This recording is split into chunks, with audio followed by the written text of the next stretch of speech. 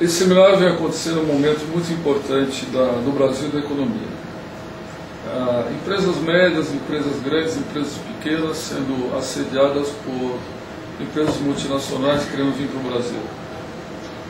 Fundos de private procurando empresas, a gente é abordado por amigos, clientes que falam, bom, fui procurado por um fundo, ele quer juntar, comprar um concorrente, juntar 2 ou 3 empresas, abrir o capital. Isso é possível?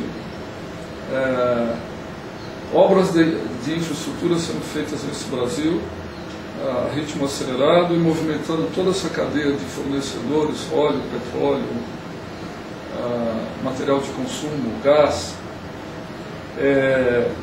Um ambiente de grande exposição do Brasil no mercado internacional e no mercado de capitais. O que está acontecendo então? A indústria precisa ser reativada. O BNDES lançando um pacote novo. É possível? Atinge a minha empresa? Sou capaz de conseguir?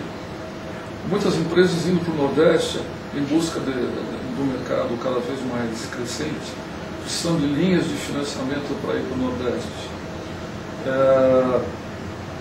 Mercado de grande ebulição, operações novas acontecendo. Se fala até de abertura de capital em empresas nacionais lá nos Estados Unidos.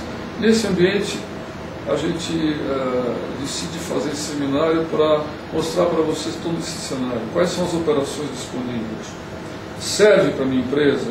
Posso acessar essa empresa? Minha empresa é familiar, precisa sair um sócio. Como é que eu faço?